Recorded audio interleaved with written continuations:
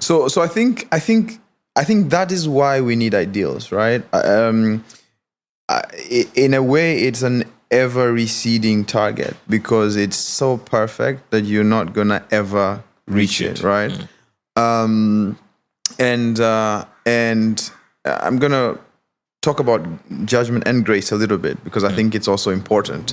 But everyone needs a judge, and a judge is not somewhere sitting. It's your you can put a panel of judges for yourself. Think about the greatest people you admire. Take 4 of them and say, these are the people I care about. These are the opinions of the people I care about. And by the way, a friend of mine gave me a book by Brené Brown, Daring Greatly, and she suggests that you have a list of 4 people in your wallet or in your pocket. And when you have a decision to make, just look at those individuals and say, okay, I care about these guys. I don't care about the rest. What would these guys think? Let's say, for argument's sake, you have Mandela, Cristiano Ronaldo, Jesus, and Moses. They're your panel for a range of reasons. You pick any. You can pick Rihanna or Beyonce. It doesn't matter, right? And you can have different panels for different things. Exactly. Yeah. And then your panel is, okay, my ideal is a combination of these people. I don't care about the rest of the world. What would they think about this particular decision that I'm making? Or what would they think about this particular habit that I have? And that gives you a sounding board to direct you, right? But it's also important to realize that an ideal, by definition, is not attainable. At least it's not attainable in our lifetimes because it's an ever-receding target. And therefore, you need a bit of grace with yourself. Because you will fall short. You will fall short. And this is maybe the central doctrine of Christianity, right? Like, there is an ideal. You will always fall short. And you're always trying to get to that ideal. And you should not be discouraged by your faults because, by definition, nobody has ever achieved them.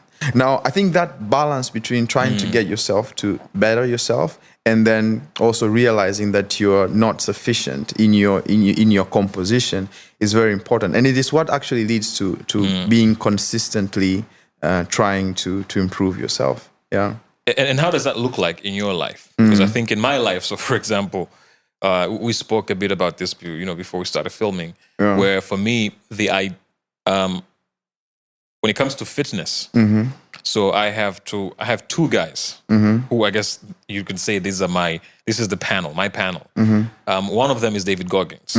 So he is the guy that I use when it comes to actual fitness and working out. And I forgot the name of the other guy, but with him it's more the diet. So he talks about this concept of reaching a state of metabolic flexibility, where your body is wired to work with whatever food you give it. So if you eat 1 meal a day, you don't feel hungry the rest of the hours because your body is wired and it's trained to work with what's available. If you go to the jungle and you can only eat fruits, you're fine because it's wired that way, right? But there's a process you have to go through to build your metabolism to be that flexible. Yeah. And so he's the ideal where and I don't know how I'm going to reach it. And maybe it's the whole aspect, right? Yeah. Maybe I will not reach it. Maybe you won't, yeah. But because to get to that point, you have to be very extreme. Like food has to be purely for utility. Yeah. It's not a source of pleasure. Yeah, it's purely fuel, right? Yeah. And when it comes to working out, it's David Goggins. And there are times, and I remember I've even gotten into arguments with my wife because it's at night and she's like, what, do you have to do this? And in my mind, I'm like, David Goggins would do this. So I go out and I do it. Yeah. There are times when I'm running and I can feel pain on one of my knees. Yeah. And I want to stop. Yeah.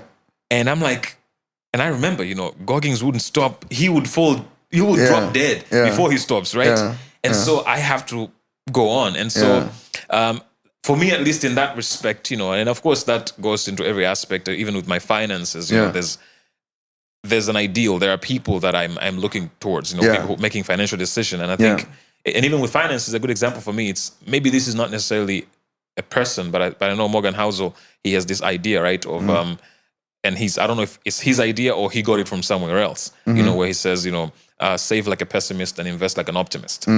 So sometimes for me in other areas, it's not necessarily a person, but it's like an idea or a philosophy. It's a concept, Yeah, a concept. But at the same time, a challenge that I see when it comes to, again, having these judges and whatever, it's there has to be, cognitive consistency, or at least logical consistency. Because if let's say David Goggins says, he's an extremist, you just go for a run, don't listen to your body in that sense.